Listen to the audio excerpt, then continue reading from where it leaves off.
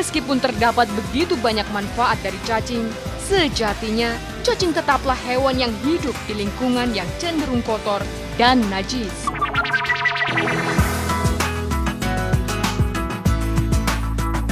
Di beberapa negara Asia dan Afrika, cacing tanah lazim dijadikan sebagai makanan dan obat-obatan. Bahkan cacing juga dijadikan makanan kudapan ringan yang berupa keripik cacing. Diduga, kebiasaan menyantap cacing ini dapat membantu menekan angka kematian akibat diare di negara-negara miskin di Asia Afrika. Meskipun banyak orang jijik akan makanan ini demi sebuah kesehatan, tak sedikit dari mereka yang merelakan untuk mengkonsumsinya, baik sebagai obat-obatan ataupun untuk bahan kosmetika. Hal ini dibuktikan dengan banyaknya kios obat-obatan yang memakai ramuan cacing beredar bebas di pasaran. Demikian pula dengan kosmetika yang berasal dari cacing. Peredarannya yang begitu pesat membuat pengawasan dari pihak yang berwenang menjadi terhambat. Saya sampai saat ini karena kami itu kan berdasarkan Badan POM berdasarkan data yang masuk ya. Data yang masuk di kami belum ada untuk kosmetik, jadi saya tidak bisa mengatakan apa-apa. Meskipun ada, mungkin itu masih penemuan-penemuan atau dari etnik-etnik tertentu yang tidak mau dia kembangkan, karena sampai saat ini kami juga belum ada terdaftar di sini. Meskipun beragam manfaat cacing memang telah banyak dibuktikan khasiatnya, keampuhannya memang tak dapat dipungkiri. Namun, apakah cacing merupakan zat yang aman untuk dikonsumsi? Lantas apa kata MUI tentang halal dan haramnya menggunakan cacing? Dalam Islam itu kan ada kriteria haramnya, selain yang disebutkan dalam Al-Quran ya, dan hadis ya. Itu kriterianya ada 5 saya sampaikan. Itu pertama adalah menjijikkan, kalau diharamkan itu menjijikkan.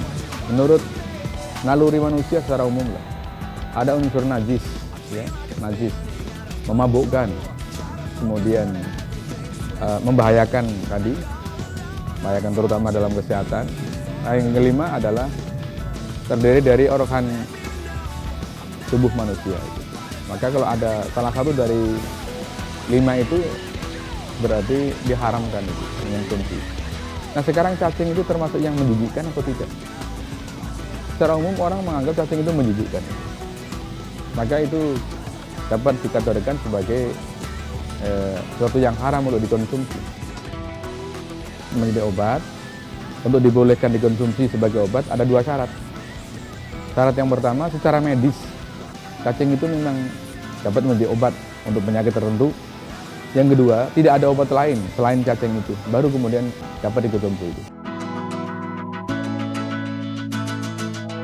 Meskipun terdapat begitu banyak manfaat dari cacing, sejatinya cacing tetaplah hewan yang hidup di lingkungan yang cenderung kotor dan najis. Apapun yang terkandung di dalam tubuh cacing hendaknya mampu ditelaah lebih dalam. Karena segala yang mampu menyembuhkan hanyalah milik Allah dan dikembalikan hanya kepada Allah.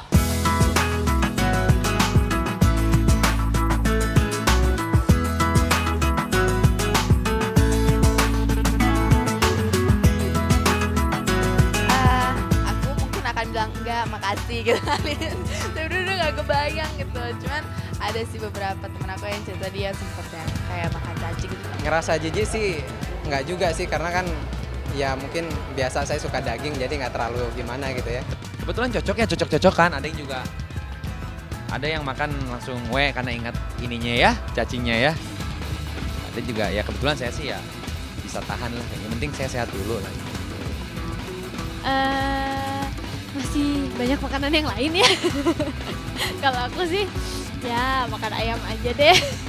Gitu, kalau orang Betawi bilang nggak tipes, udah cacing rebus campur kunyit dan apa gitu. Itu bisa untuk obatin. Jujur aku jijik sama cacing. Banget. Bentuk aslinya cacing. Oh, saya nggak tahu, saya kelamaan di kota. Tapi cacingan juga pernah saya. Hah, cacingan pernah? Pernah cacingan juga.